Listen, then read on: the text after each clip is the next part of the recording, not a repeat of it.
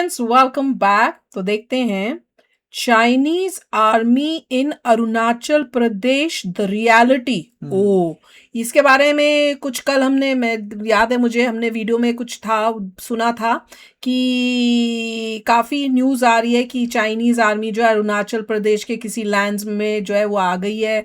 और ख़ासकर कोई गांव वाले जो हैं वहाँ के, वो कह रहे हैं कि हमारी ज़मीन पे ये आ गए हैं। तो उसकी कुछ क्लैरिफिकेशन भी दी जा रही थी कि ऐसा कुछ नहीं है, कुछ हाँ वो कोशिश कर रहे हैं, उन्होंने अपने उस एरियाज में जो है गांव बना लिए हैं, वो सब हमने सुना था, मुझे याद आ रहा है। पर इसमें अब देखते हैं कि डिटेल में कि वाकई में हुआ क्या, क्योंकि एक एंगल तो ये है, दूसरा एंगल है कि गांव वालों को ऐसा क्यों लग रहा है। जो वहां पे रहते हैं गांव वाले, रात दिन उनको पता है, उनको ऐसा क्यों महसूस हो रहा है जैसे कुछ उनकी जमीन या भारत की जमीन, इंडिया की जमीन जो है चाइना ने कब्जा कर ली है। तो देखते हैं, वीडियो शुरू करते हैं। वीडियो शुरू करने से पहले अगर आप चैनल पर नए हो और आपने अभी तक सब्सक्राइब नहीं किया तो जल्दी से पहले सब्सक्राइब के बटन और बेल आइकन को क्लिक कर लो, ताकि आपको हमारे सारे न्यू वीडियोस के नोटिफिकेशन मिल जाएं जैसे हम अपलोड करें। अगर आपको वीडियो पसंद आता है प्लीज लाइक एंड शेयर। चलिए शुरू करते हैं। अच्छा, और सबसे पहले मैं ये ज़रूर बोलना चाहूँगी कि मैंने आप लोगों के कमेंट्स जो है सबके पढ़े हैं, और जो इतना प्यारे प्यारे कमेंट्स, प्यार भरे कमेंट्स जो आपने लिखे हैं कि आप लोगों ने मुझे कितना मिस किया है यार, उससे इतनी मैं इमोशनल हुई हूँ कि मुझे भी ऐसे लग रहा था कि ओ माय गॉड, इतना प्यार, इतना प्यार। इट वाज सो ब्यूटीफुल यार, थैंक यू सो मच। तो चलो अब शुरू करते हैं। पिछले कुछ सप्ताह से आप सभी के सामने ये हेडलाइंस आ रही होंगी, जैसे कि अरुणाचल प्रदेश में कई जगहों पर चीन ने भारत की आर्मी को पेट्रोलिंग करने से रोक दिया है। इसके अलावा सोशल मीडिया पर कई ऐसी वीडियोस, कई ऐसे क्लेम्स भी देखे होंगे कि चाइना की आर्मी अरुणाचल प्रदेश में 60 किलोमीटर अंदर तक घुस गई है, कुछ जगहों पर कब्जा कर लिया है, और इस तरह की अन्य हेडलाइंस। और इनमें से कुछ हेडलाइंस को भारत की ओपोजिशन पार्टीज ने भी पिक किया था और उस पर अपनी चिंता भी व्यक्त करी थी। हालांकि सोशल मीडिया पर जो वीडियोस के साथ क्लेम्स किए जा रहे थे कि चाइना की आर्मी करीब 60 किलोमीटर अंदर तक भारत के क्षेत्र में घुस गई है, तो वो सभी वीडियोस फेक थी। कुछ थाईलैंड की आर्मी की एक्सरसाइज की थी और कुछ मणिपुर के पुराने क्लिप्स थे, और वो वीडियोस उनके साथ किए जाने वाले दावों को मैच नहीं करते थे। लेकिन क्या इसका मतलब ये है कि पिछले कुछ सप्ताह से जो अरुणाचल प्रदेश में चाइनीज आर्मी की प्रेजेंस को लेकर अलग अलग रिपोर्ट्स आ रही हैं, तो क्या वो सारी रिपोर्ट्स गलत है? क्या वो सब कुछ प्रोपेगेंडा है, या फिर इनमें कुछ ऐसे तथ्य भी हैं जो कि अभी सही तरीके से सामने नहीं आए हैं, जिसकी वजह से संभावित रूप से चाइना की जो प्रोपेगेंडा मशीनरी है उसे अरुणाचल प्रदेश को लेकर अपना नैरेटिव बिल्ड करने में काफी मदद मिल रही है। तो ये पूरा मामला क्या है, इसकी शुरुआत कहां से हुई, कैसे हुई, क्या वजह हो सकती है, तो उसके बारे में आज हम डिटेल में बात करेंगे। तो स्वागत है आप सभी का डिफेंस ज्ञान सीरीज के एक बेहद ही फ्रेश एपिसोड में। So without wasting any time, let's begin. एक एंगल ये भी है कि ऑपोजिशन जो है वो ऐसे ऐसे मुद्दे मतलब बना रही है, मतलब खुद बना के लोगों के अंदर डालने के लिए, क्योंकि पावर में नहीं है, पावर में आना चाहती है, करंट गवर्नमेंट के अगेंस्ट कुछ ना कुछ करने की कोशिश में वो लगी हुई है। मगर आपको सतर्क रहना है। आपको कैसे मालूम कि लैंड गई है नहीं गई है? वो तो है ही, पर ये एक एंगल है जो आपको बहुत ध्यान से देखना पड़ेगा कि जो है ऑपोजिशन जो है वो कहीं कोई चाल ना चल रही हो कि देश के अंदर हम किसी तरह से जो है ना वॉयलेंस और इस टाइप का माहौल क्रिएट कर दें।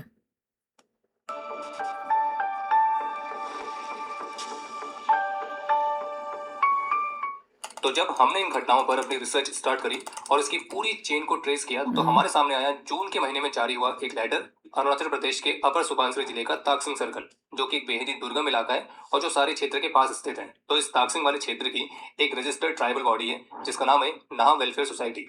तो इन्होंने डेप्यूटी कमिश्नर को एक मेमोरेंडम भेजा था और उसमें एलिगेशंस लगाए गए थे कि चाइनीज पीएलए ने पिछले 6 सालों में उनकी पुश्तैनी, चराई और शिकार की जमीन पर सड़कें, पुल और कैंप बना दिए हैं। और इसमें विशेष रूप से 5 जगहों के नाम सामने आए थे: असाफिला क्षेत्र में ओइंग, पनियार, मारपन, पोतरांग झील और तिदिंगतांग। और इनमें से कुछ जगहें पवित्र तीर्थ स्थल भी हैं। और उस लेटर में स्पेसिफिकली इस बात को मेंशन किया गया कि पिछले 10 से 15 वर्षों में ताकसिंग सर्कल के बॉर्डर एरियाज पर चाइनीज पीएलए की जो एक्टिविटीज है वो बहुत ज्यादा बड़ी हैं, और जिससे उनके इरादे ये दिखते हैं कि जितना पॉसिबल हो सके वो उतनी लैंड को ऑक्यूपाई करना चाह रहे हैं। और ये भी लिखा गया कि 2020 से पहले जो लैंड उनकी थी अब उस पर चाइनीज पीएलए का कब्जा है, और वहां पर उन्होंने मिलिट्री कैंप्स बनाए हैं और पिछले 5 वर्षों में इनको कनेक्ट करने वाली रोड्स भी बनाई हैं। लेकिन फिर उसके बाद 10 अगस्त को एक रिपोर्ट सामने आई जिसने इस पूरे इंसिडेंट में एक तरह से आग लगा दी। वो रिपोर्ट सबसे पहले जारी की गई थी अरुणाचल टाइम्स की तरफ से, और जिसमें यह बताया गया था कि अरुणाचल की जो एक छोटी रीजनल पार्टी है, पीपल्स पार्टी ऑफ अरुणाचल, जिसकी 30 मेंबर असेंबली में सिर्फ 2 एमएलए, तो उनकी 4 मेंबर की फैक्ट फाइंडिंग कमेटी ने 10 जुलाई को ताकसिंग, मजा और गलेमो को विजिट किया था।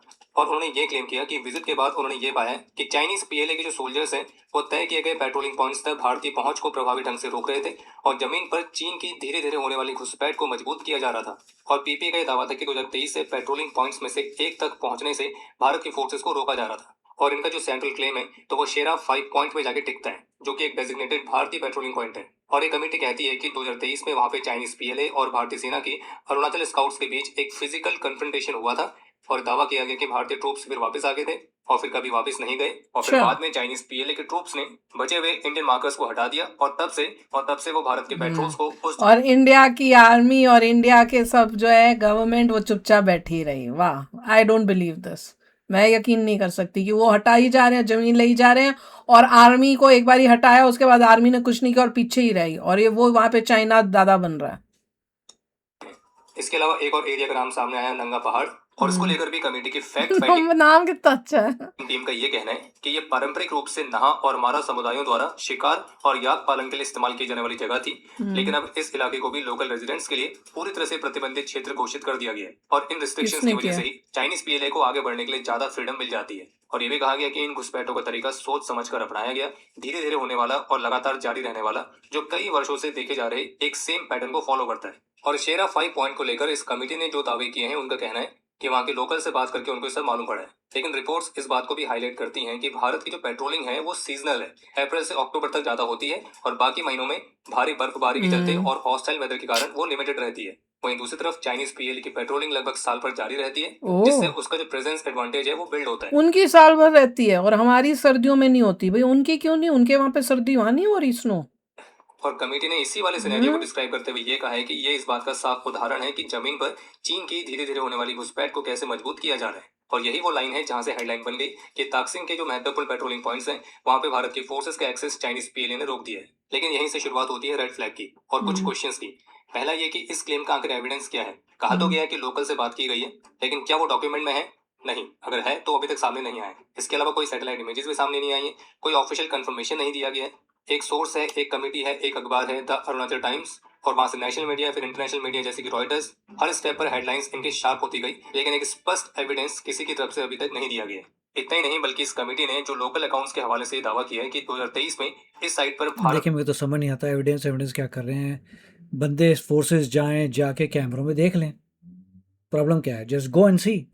अपनी धरती है, अपनी चीज़ है। इंडियन आर्मी को सीधा वहाँ से उठना चाहिए, अपने सोल्जर्स को भेजना चाहिए, जाके पूरे कैमरे से देख लो क्या सिचुएशन है। हाँ या ना, खत्म। इसमें इतना चल क्या रहा है, मेरे को समझ नहीं आ रहा। कोई फिजिकल कन्फ्रंटेशन हुआ था। तो यहाँ पर भी दो बातें समझने की हैं। पहला ये कि 2023 में भारत और चीन के बीच शेरा 5 पॉइंट ताकसिंग के पास कोई फिजिकल कन्फ्रंटेशन हुआ था, तो इसका अभी तक कोई भी ऑफिशियल कंफर्मेशन नहीं है और ना ही किसी और ने इस कन्फ्रंटेशन के बारे में इंडिपेंडेंटली कंफर्म किया है। और ये क्लेम सबसे पहले पीपल्स पार्टी ऑफ अरुणाचल की फैक्ट फाइंडिंग कमेटी की तरफ से आया है और उसमें भी उन्होंने किसी लोकल की टेस्टिमनी की बात कही है। उससे पहले इस कन्फ्रंटेशन की कहीं भी मतलब बोल रहे हैं कि किसी ने बताया, पर कौन है वो उसका कोई नहीं पता। मतलब वेग ही है सब कुछ।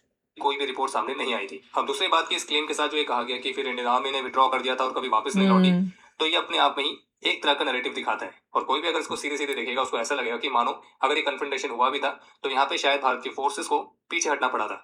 जब गैलिसी पर भारत और चीन के बीच जब इस तरह का कोई फेस ऑफ होता है तो उसको मौजूदा मैकेनिज्म के माध्यम से रिजॉल्व किया जाता है और जिसमें दोनों ही फोर्सेस पीछे हटती हैं, ना कि सिर्फ एक। लेकिन इन क्लेम्स के साथ ऐसा कहीं भी मेंशन नहीं किया गया कि चाइना ने भी विड्रॉ किया, जबकि उल्टा ये लिखा गया कि फिर बाद में चाइनीज पीएलए ने इंडियन मार्कर्स को हटा दिया था और अब वहां पे वो भारत की पेट्रोलिंग को ब्लॉक कर रहे हैं। यानी कि यहाँ पे पीपीए के क्लेम भी वन साइडेड दिखते हैं। लेकिन फिर 11 अगस्त को द प्रिंट की तरफ से एक रिपोर्ट जारी की जाती है और जिसमें ताकसिंग वाले एरिया में लेट जुलाई में हुए एक फेस ऑफ के बारे में बताया जाता है, जिसमें भारत और चीन की patrol parties face to face आई थी। और कहा जाता है कि ये इंसिडेंट एलएसी से लगभग 2.5 किलोमीटर अंदर हुआ था। और फिर यहाँ पे आमतौर पर अपनाए जाने वाले बैनर प्रोटोकॉल का पालन किया गया और जिसके तहत दोनों पक्ष दावा करते हैं कि वे अपने एरिया में हैं और फिर इसके बाद चीन के सैनिक पीछे हट गए थे। लेकिन इसी रिपोर्ट में आगे ये लिखा गया है कि चाइनीज अर्ली अगस्त में वापस आए और करीब 2 से 3 टेंट उन्होंने यहाँ पे सेटअप किए और फिर उसके बाद भारतीय सेना की तरफ से क्या रिस्पॉन्स था इस पूरे मैटर पर, तो उस पर अभी तक भारतीय सेना की तरफ से कोई भी कमेंट देखने को नहीं मिला है। यानी कि 2023 के कन्फ्रंटेशन वाले दावे की तरह ही ये जो लेट जुलाई वाला फेस ऑफ वाला दावा है तो ये भी ऑफिशियली अभी तक वेरीफाई नहीं हुआ है। जबकि इससे पहले फरवरी में ही अरुणाचल प्रदेश के मुख्यमंत्री ने ताकसिंग में ही सारी ताकसिंग गजंग शेडुक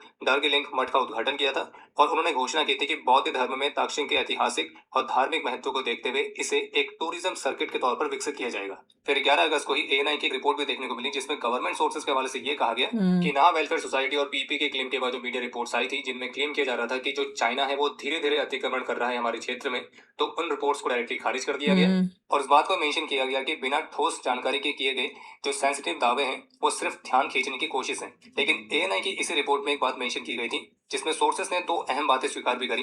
पहला यह कि जो लॉन्गडिंग क्षेत्र है वो 1959 से चीन के एडवर्स पोजीशन में है और 1959 में चीन ने असम राइफल्स की एक चौकी पर हमला कर उसे अपने कब्जे में ले लिया था और आज भी वहां पर चीनी इंफ्रास्ट्रक्चर का विकास जारी है। और दूसरा यह कि अस्पष्ट सीमा के कारण दोनों देशों की पेट्रोलिंग पार्टियां कभी कभी आमने सामने आ जाती हैं और जिन्हें मौजूदा मैकेनिज्म के जरिए सुलझाया जाता है। लेकिन ANI की इस रिपोर्ट में सोर्सेस के हवाले से इस बात को भी मेंशन किया गया था कि जब 1962 में भारत और चीन के बीच युद्ध हुआ था तो जो मेजर चाइनीज ऑपरेशंस थे वो कामेंग, सुबनसिरी, स्योम, सियांग और लोहित वैलीज में लॉन्च किए गए थे। लेकिन सीज फायर के बाद जो चाइनीज PLA है वो LAC के नॉर्थ की तरफ चली गई थी। बाकी ये भी कहा गया कि हाल के वर्षों में जो इंफ्रास्ट्रक्चर पुश है वो काफी मजबूत हुआ है, जिस वजह से यहाँ पे पेट्रोलिंग और सर्विलियंस काफी बढ़ी है। लेकिन आर्मी और ITBP भी बॉर्डर को डोमिनेट करने और चाइनीज एक्टिविटीज को मॉनिटर और चेक करने के लिए तैयार है। बाकी जितने भी संवेदनशील दावे किए जा रहे हैं वो कुछ और नहीं, बस ध्यान खींचने की कोशिश है।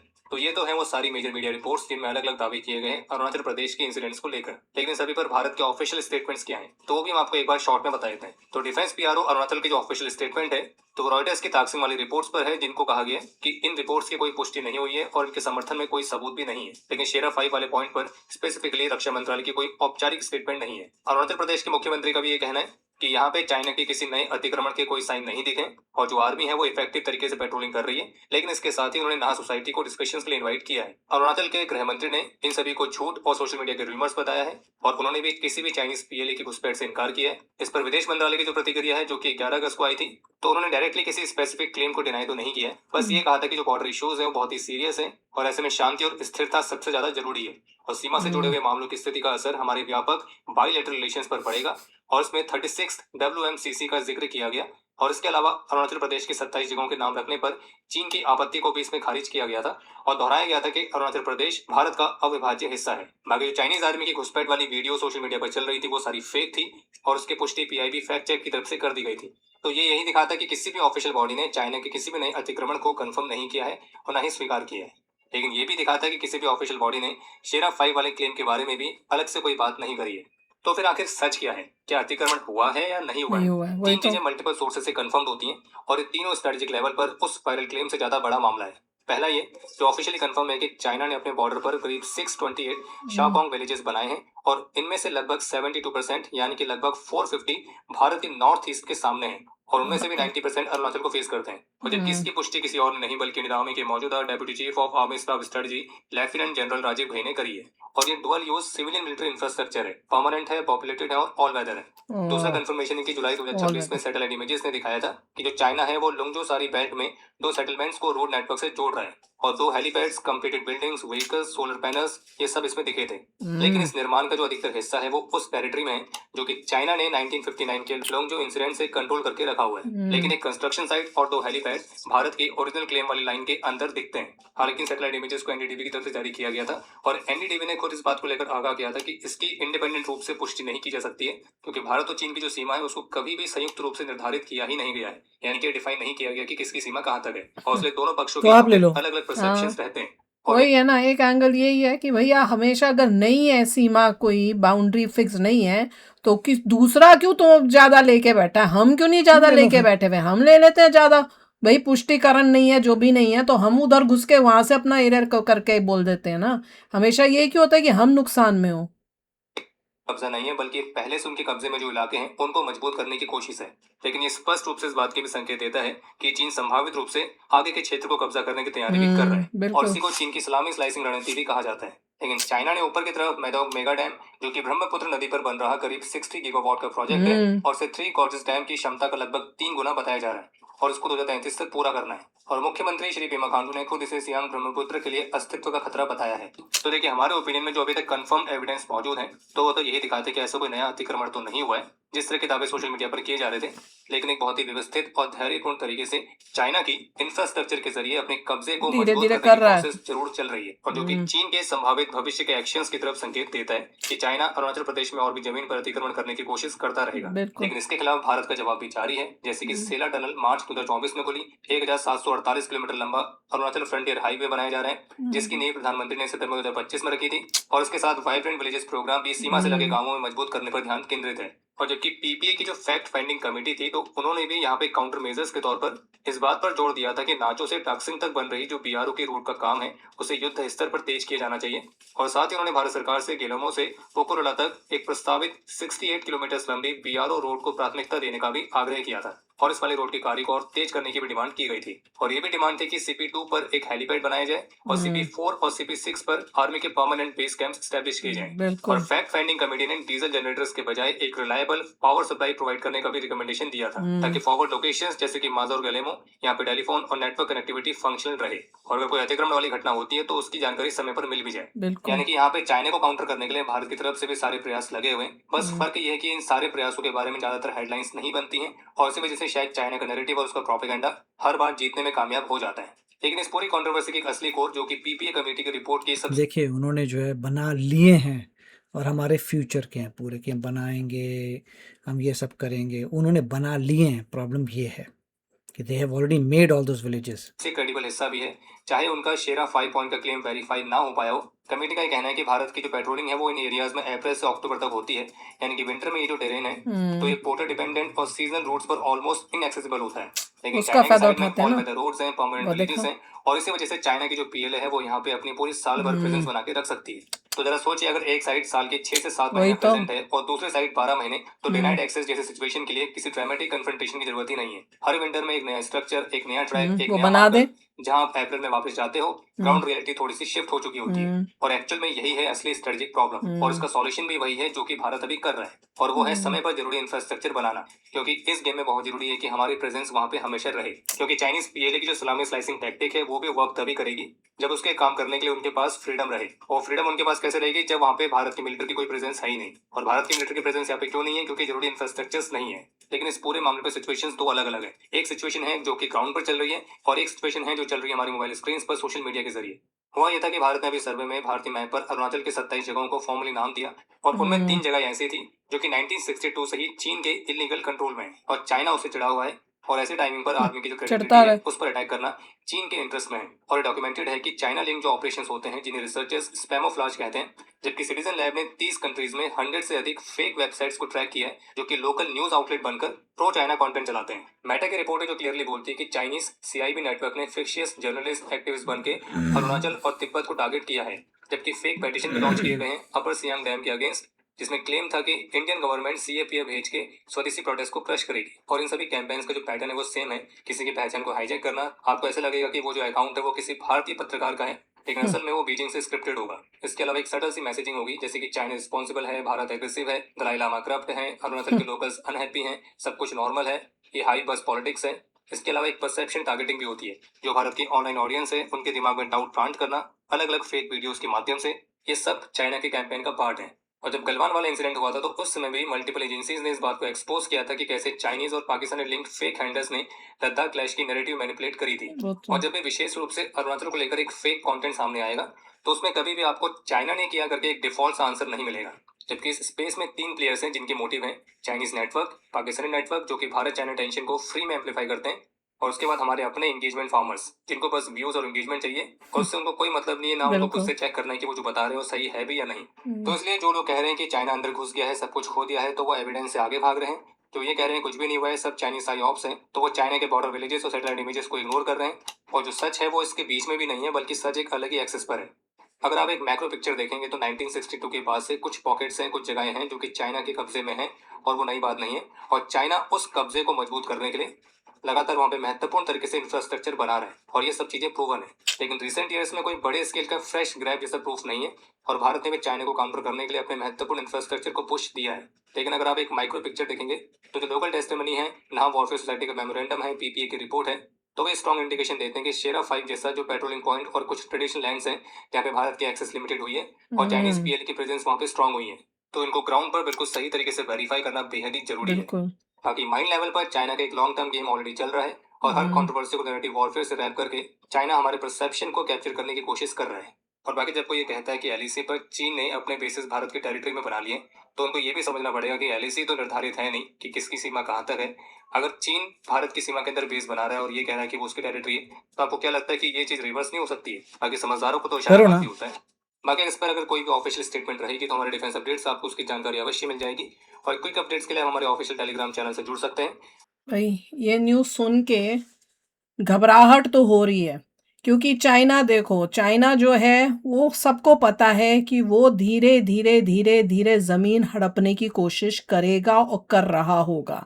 अब जैसे इन उनके देखो, उनके ऊपर वो बोलते हुए दुख होता है, पर उनका अपर हैंड है। अगर वो उन जो है पूरा ईयर अराउंड उन्होंने अपना ऑल वेदर वो कर लिया है सिस्टम की, भाई हम पूरे साल ही अपने एरिया में वहाँ पे रह सकते हैं, हम सब मॉनिटर कर सकते हैं, और हमारा कह रहे हैं अक्टूबर तक ही हम होते हैं, उसके बाद क्योंकि स्नो हो जाती है हम हट जाते हैं। वहीं पे उसने जो है अपर हैंड ले लिया। जब हम नहीं होते, अब हमें क्या पता, वो जैसे उसने घर बनाए हैं, मैं ये सोच रही हूँ घर बनाए हैं, अब जब कोई नहीं होता वो 2 घर और आगे बना दे, अगले टाइम 2 और घर बना दे, ऐसे ऐसे आगे बढ़ता जाएगा। किसी को क्या पता चल रहा है, वैसे ही धीरे धीरे आगे निकलता जाए, इतना इतना इतना करके हर थोड़े बाद में, तो किसी को क्या पता चल रहा है, जमीन तो वो ले ही रहा है, हमें पता नहीं चला। अगली बारी जब हम आते हैं वो पहली वैस वो जो बनाया हुआ था उसी को आगे कर लिया, किसी को कोई पता ही नहीं चल रहा। तो बड़ी चालाकी लेकिन मैं तो ये चाले कहूँगा चल सकता है कि वो। थोड़ा फोकस करना पड़ेगा अरुणाचल प्रदेश पे, थोड़े बहुत रिसोर्सेज लगाने पड़ेंगे। 24 पूरे साल जो है आपको प्रेजेंस चाहिए होगी, बिल्कुल। इंफ्रास्ट्रक्चर। अभी तक जितना भी इन्होंने बताया था कि इम्प्रूव हो रहा है, हाँ, यहाँ पे ये आएगा, और वो यहाँ पे अब ये हुआ आएगा, वो है, आएगा। क्योंकि मोदी जी के आने के बाद वो उन इम्प्रूव लोगों हो के रहा है। विलेज आ चुके हैं, वहां पे तो कांग्रेस के टाइम उन्होंने रोक के रखा हुआ था, नहीं नहीं अगर हमने यहाँ पे इंफ्रास्ट्रक्चर बना दिया तो चाइना को फायदा हो जाएगा, वो हमारा इंफ्रास्ट्रक्चर यूज कर लेंगे। अब मोदी जी के आने के बाद जो बन रहा है वो बन रहा है, अच्छी बात है, पर वो इतना लेट हो गया कि वो कितनी आगे बन गए, उन्होंने तो अपने विलेजेस ही बना दिए हैं। हमें फास्ट पेस पे बनाना पड़ेगा, बहुत इंपॉर्टेंट है। अगर उन्होंने वहां पे अपने गांव बना लिए हैं, मिलिट्री के लोगों के लिए रहने के लिए इतनी अच्छी जगह बना दी है, तो हमें उनसे डबल बना देनी चाहिए अभी अभी से ही। वो तुमने 10 बनाए हैं, हम 50 बना देंगे, ऐसा होना चाहिए। पर बड़ा दुख हो रहा है यार सुन के, और ये वार्निंग साइन है कि अलर्ट हो जाना चाहिए हमें, क्योंकि चाइना जो है बड़ी दूर की सोच के बैठा हुआ है। वो बड़ी शांति से बैठता है, दिखाता है जैसे हम कुछ नहीं कर रहे, पर उसकी सोच बड़ी उस टाइप की होती है कि भैया मैं ये धीरे धीरे धीरे धीरे करूंगा, और एकदम से जो है ना हमको फिर वो शौक लगेगा कि ये क्या कर दिया। तो बहुत हमें मतलब अलार्मिंग सिचुएशन है, और बहुत हमें मतलब ध्यान और बड़ा सतर्क रहना चाहिए। तो चलो आप बताना आपको क्या लगता है, मिलते हैं नेक्स्ट वीडियो में बहुत ही जल्द। Till then take care and bye bye.